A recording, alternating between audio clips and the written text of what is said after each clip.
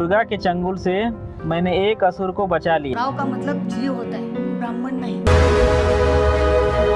हमारे व्रत की तो माखी आंख कि 50% डिसीजन मेकिंग में नॉन एजुकेशन बैकग्राउंड के लोग रहेंगे। यानी डिसीजन कौन लेगा? कोई सांसद, विधायक, मंत्री उसमें रखा जाएगा और वो फिर अपने पॉलिटिकल माइलेज के लिए एडवांटेज लेगा। नई शिक्षा नीति ने वो रास्ता बंद कर दिया है कि कोई गरीब, कमजोर, मजलूम के बच्चे किसी अच्छे DU JNU में पहुंच पाएंगे। 35 नंबर शेड्यूल कास्ट की मेरिट जा रही है और 3 नंबर EWS की मेरिट जा रही है। यानी शेड्यूल कास्ट से 15 गुना नीचे मेरिट तो तुम्हारी थी और तुम हमें कह रहे थे कि हम मेरिटधारी नहीं है।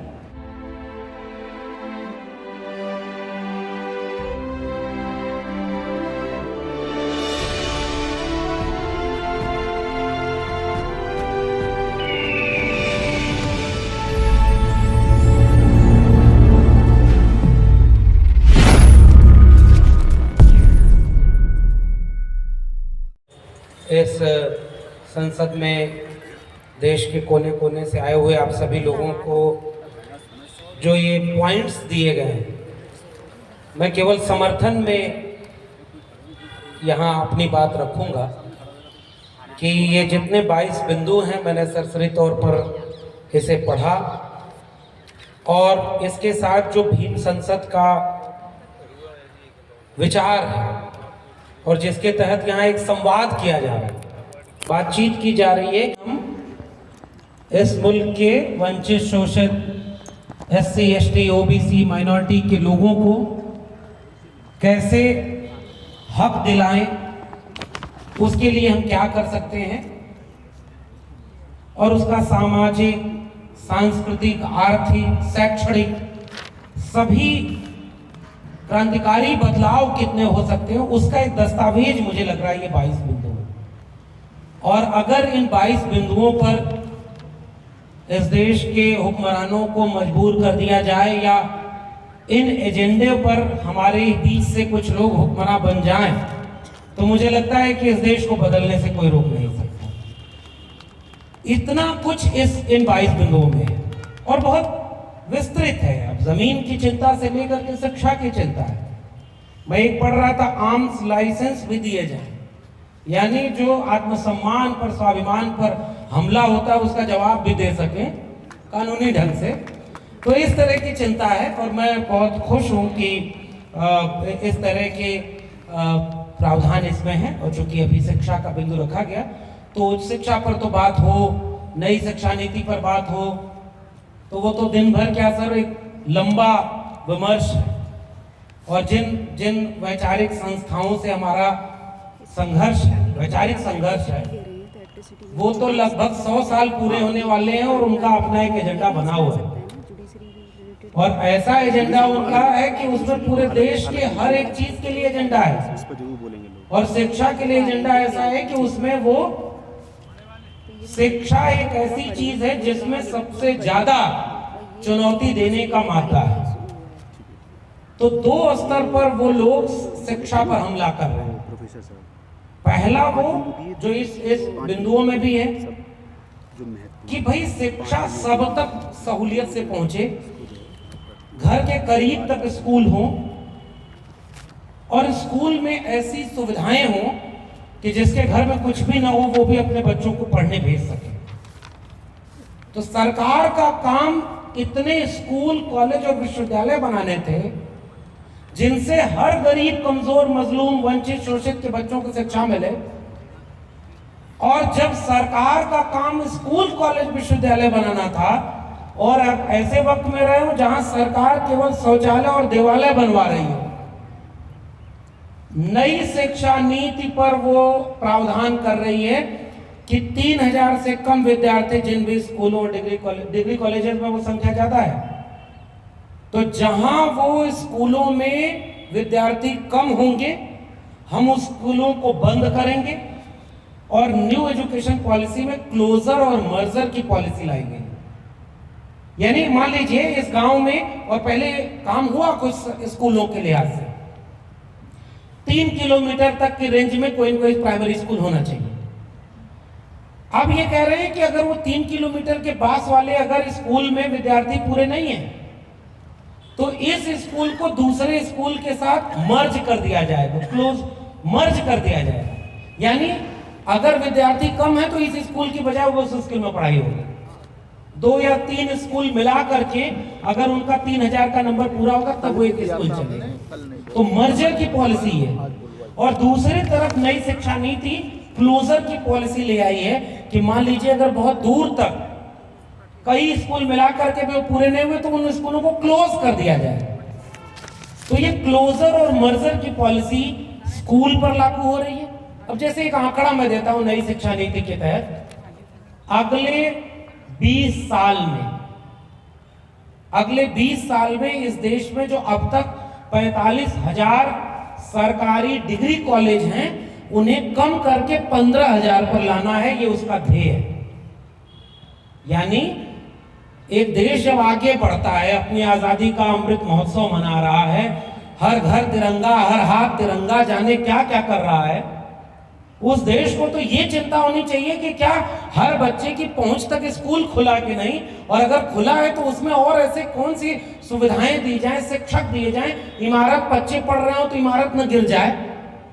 वहां बचा पता चला इमारत है तो वहां गाय और भैंस आकर के वहां बैठ रही हैं, वहां विद्यार्थियों को पढ़ने के अलावा हर काम हो रहा है। तो सरकार की चिंता होनी चाहिए कि स्कूल अच्छे बने, नए स्कूल खोले जाएं। वहां नई शिक्षा नीति कह रही है कि अगले 20 साल में 45,000 डिग्री कॉलेज को कम करके क्लोजर मर्जर की पॉलिसी के तहत 15,000 पर किया जाएगा। हम ऐसी चुनौती में खड़े। नई शिक्षा नीति कह रही है कि आपके 3 ग्रेड के इंस्टीट्यूशन होंगे। ग्रेड सी का इंस्टीट्यूशन, वर्ण व्यवस्था का हम लोग इसका विरोध करते हैं, मनुस्मृति का विरोध करते हैं। अब आप देखिए पढ़े लिखे लोग जब जातिवादी होते हैं, सामंती होते हैं, तो कैसे व्यवस्था में वर्ण व्यवस्था शामिल कर रहे हैं। विश्वविद्यालय भी 3 प्रकार के होंगे, उच्च शिक्षा 3 प्रकार की होगी। पहली ग्रेड सी की होगी जो निम्न स्तर की होगी, उसका सारा पैसा सरकार देगी और उसमें गरीब कमजोर मजलूम के बच्चे पढ़ेंगे। तो सरकार पैसा देगी। तो आप इसका जो प्रावधान है ना, मैं इसमें कुछ चीजें जोड़ दूं सर कि अध्यक्ष जी, इसमें आपने कहा फेलोशिप दी जाए, और मैं कह रहा हूं कि पिछले 8 साल का आंकड़ा निकाल कर अगर आप देखेंगे तो जो पहले से फेलोशिप मिल रही थी वो फेलोशिप बंद हो गई है या तो कम कर दी गई है। SC, ST, OBC, माइनॉरिटी चारों को जो फेलोशिप मिलती थी और उस फेलोशिप को कम कर दिया गया, बंद कर दिया गया। और पता है हमारे अनुज लोग जब शोध करने पहुंचे, वो जब जाते हैं कि फेलोशिप आई नहीं तो कहते सरकार के पास पैसा नहीं है, 6 महीने से फेलोशिप नहीं आई। तो जहां नई फेलोशिप देनी चाहिए, हम लोग फेलोशिप ना होती तो यहां तक पहुंच ही नहीं पाते। घर में तो पैसा ही नहीं होता है कि वो हायर एजुकेशन के लिए भेज सके। तो जब एक फेलोशिप आती है तो केवल एक बच्चा नहीं पढ़ता, वो 2-4 भाई बहनों को भी पढ़ा लेता है। कोई अगर घर की लड़की है तो वो 2-3 बहनों को अपने घर में पैसा देकर के पूरी अर्थव्यवस्था बदलती है। और पढ़ाई केवल ये नहीं है, हमारे यहाँ तो हिंदी में कविता लिखी गई कि भूखे भजन न होए वो पाला ले लो अपना कंठी माला। तो हम लोग तो भजन की बात नहीं कर रहे, पढ़ाई की बात कर रहे हैं। हमारे यहाँ ये दिक्कत है कि अगर पेट में अन्न नहीं है तो पढ़ाई भी नहीं होगी। और हमारे यहाँ ड्रॉप आउट रेशियो जो आपके पॉइंट में है, उसमें नई शिक्षा नीति चिंता तो करती है शुरुआत के 2-3 अध्याय में, और कहती है कि हम ये ड्रॉप आउट रेशियो कम करेंगे। कैसे कम करेंगे इसका कोई आंकड़ा वो नहीं देते। भाई जिस घर में कमाने रात में चूल्हा जलेगा कि नहीं यही नहीं पता, वो अपने बच्चे को स्कूल कैसे भेजेंगे। तो शिक्षा कई चीजों से जुड़ी होती है, इसलिए फेलोशिप अगर मिलती है तो पूरे परिवार की अर्थव्यवस्था बदलती है। और वो चिंता आपके पॉइंट में भी है, मैं इसका समर्थन करता हूं। तो नई फेलोशिप क्या देंगे ये लोग, हम तो ये बात कहें जो था पहले क्या होता था ना, हम लोग मांग करने जाते हैं, जैसे 22 पॉइंट मांग है, मंडल कमीशन की चालू संस्थाएं हैं जिसमें 2 लागू या 38 मांग है कि अगर ये लागू हो जाए तो ये देश बदल जाएगा। तो जो लागू हैं हम वही नहीं बचा पा रहे हैं, नया लागू क्या कराएंगे, मेरे यहाँ थोड़ा आलोचना है। जो लागू है ऑलरेडी, जैसे स्कूल बंद हो रहे हैं, नई शिक्षा नीति कह रही है तो स्कूल बंद किए जाएंगे, फेलोशिप बंद की जाएगी। डॉक्टर अंबेडकर के नाम पर जो फेलोशिप हो रही है, डॉक्टर अंबेडकर के नाम पर जो इंटरनेशनल जो बिल्डिंग बनी हुई है, वहां जाकर देखिए कौन लोग बैठे हुए और किसको फेलोशिप दे रहे हैं। वहां सारे वो लोग बैठे हुए जिनके खिलाफ ये वैचारिक संघर्ष था। तो शिक्षा पर सबसे ज्यादा हमला ये किया जा रहा है। क्लोजर मर्जर ग्रेड सी में उनके घरों के बच्चे पढ़ेंगे, उसका पैसा सरकार देगी, लेकिन वहां न शिक्षक होंगे न उसको फंड मिलेगा। ग्रेड बी के इंस्टीट्यूशन वो होंगे semi government, semi public, semi private. आधा पैसा सरकार देगी और आधा इंस्टीट्यूशन खुद जनरेट करेगा। तो जैसे ही इंस्टीट्यूशन के ऊपर ये बर्डन आता है कि आप अपना पैसा जनरेट करिए, तो एक एजुकेशनल इंस्टीट्यूशन के पास पैसा जनरेट करने का माध्यम क्या है? बच्चों की फीस। और जब बच्चों की फीस से पैसा जनरेट होगा तो जो ग्रेड सी में फीस होगी 100 रुपया मान लीजिए, तो ग्रेड बी के इंस्टीट्यूशन में फीस होगी 10,000, क्योंकि वो 50-50 मोड पर है। और जो ग्रेड ए का इंस्टीट्यूशन होगा, उस ग्रेड ए के इंस्टीट्यूशन को ऑटोनॉमस, फुल्ली ऑटोनॉमस दे दिया जाएगा, यानी आप डिसीजन मेकिंग में भी ऑटोनॉमस होंगे और आप फाइनेंशियली भी ऑटोनॉमस हो जाएंगे। और इसका मतलब क्या है? आप सारा पैसा खुद जनरेट करिए। और जब ग्रेड ए यानी टॉप की यूनिवर्सिटीज होंगी तो सारा पैसा खुद जनरेट करना होगा, तो उस ग्रेड ए के इंस्टीट्यूशन की फीस क्या 10 लाख नहीं होगी? जब सारा पैसा वहां खर्च करना है, तो ये है विश्वविद्यालयों की नई वर्ण व्यवस्था जो नई शिक्षा नीति के जरिए इस देश पर लागू कर दी गई है। और ये अभी दिखेगा नहीं, शिक्षा पर बाबा साहब से लेकर के पूरा सामाजिक न्याय का संघर्ष है, शिक्षा का संघर्ष है। फूले साहब से लेकर सावित्रीबाई फूले, फातिमा शेख, डॉक्टर अंबेडकर, शाहू जी महाराज अखबार निकालने के लिए पैसा दे रहे हैं, पढ़ने के लिए पैसा दे रहे हैं। हम जानते हैं कि अगर डॉक्टर अंबेडकर कोई बहुत बड़े नेता, मिनिस्टर और प्राइम मिनिस्टर, मुख्यमंत्री नहीं थे, वो एक इतने बड़े विचारक और दार्शनिक है और इतनी किताबें लिख दी हैं कि आने वाली कई पीढ़ियों तक जब भी संघर्ष की जरूरत पड़ेगी तो हिम्मत आपको डॉक्टर अंबेडकर, फूले और पेरियार से मिलेगी। तो शिक्षा तो ये काम करती है। और इसलिए मैं केवल बात ये खत्म करूंगा, चूंकि सदन का अपना कार्यक्रम है, नई शिक्षा नीति जो इस देश में लागू की जा चुकी है वो सार्वजनिक शिक्षा को पूरी तरह बर्बाद कर चुकी है। और सार्वजनिक शिक्षा का मतलब ये कि अब सरकार की जिम्मेदारी नहीं है कि आपके बच्चे पढ़ेंगे कि नहीं पढ़ेंगे। अब आपके जेब में पैसा है, आप शहरों में रहने वाले लोग हैं, आपके घर में कोई पढ़ा लिखा था, आप कोचिंग इंस्टीट्यूट में भेजिए, आप जो बड़े बड़े शहरों में भेजिए, अच्छी यूनिवर्सिटी में पढ़ाइए। तो नई शिक्षा नीति ने जो graded autonomy, board of governors का मतलब केवल ये हो गया कि 50% डिसीजन मेकिंग में नॉन एजुकेशन बैकग्राउंड के लोग रहेंगे। यानी डिसीजन कौन लेगा? कोई सांसद, विधायक, मंत्री उसमें रखा जाएगा और वो फिर अपने पॉलिटिकल माइलेज के लिए एडवांटेज लेगा।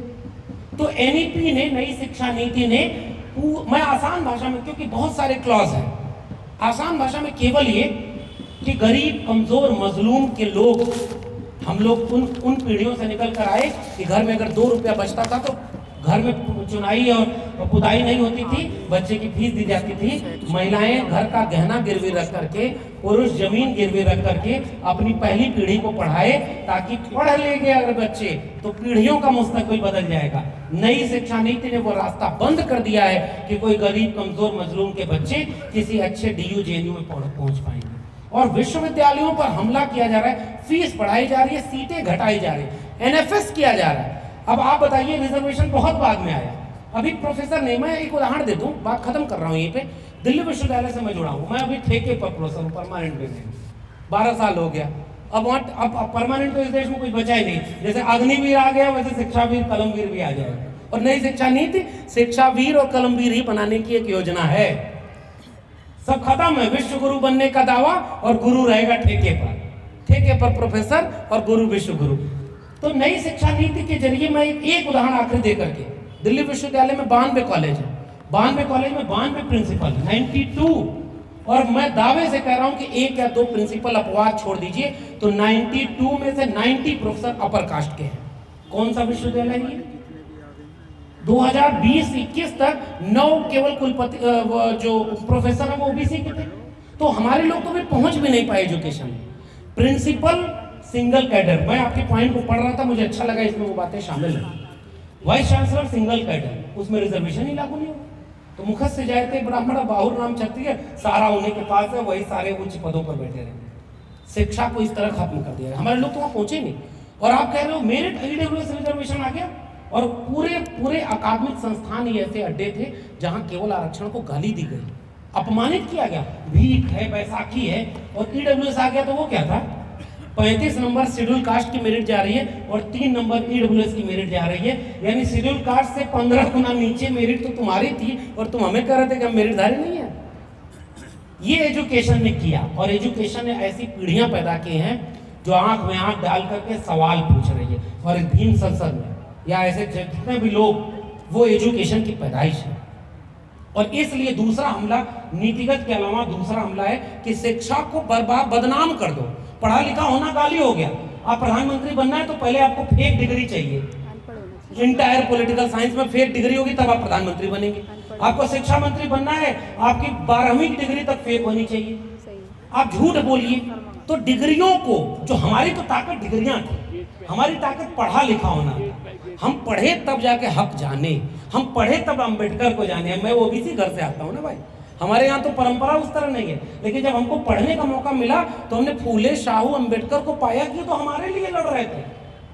तो शिक्षा तो वो काम करती है, चेतना पैदा करती है, क्रांति का काम करती है। इसलिए दूसरा काम इस समय इस देश में किया जा रहा है। पहले तो शिक्षा को नई शिक्षा नीति के नाम पे बर्बाद किया जा रहा है, दूसरा शिक्षा को बदनाम किया जा रहा है, उसको डिलेजिटिमाइज। आप गांव में जाइए, आप पढ़े लिखे हैं तो लोग आप पर हंस रहे हैं, पढ़े लिखे हैं तो चुनाव क्यों नहीं जीत रहे हैं। हमारा तो तड़ीपार भी चुनाव जितवा लेता है। तो शिक्षा को बदनाम किया जा रहा है ताकि आप बच्चों को पढ़ाएं ना और फिर कल को कोई उसे दंगाई बना ले। इसलिए मैं अपनी बात यही खत्म करते हुए, नई शिक्षा नीति पर इस देश में तो क्रांति हो जानी चाहिए थी, वो तो बर्बाद कर चुका है स्कूल, कॉलेज, विश्वविद्यालय। इन सभी 22 मांगों से समर्थन जताते हुए मैं अपनी बात को खत्म करूंगा। मुझे बोलने का मौका दिया, आपने बहुत बहुत धन्यवाद। जय भीम, जय मंडल, संविधान जिंदाबाद, उल गुलाम जिंदाबाद, इनकलाब जिंदाबाद।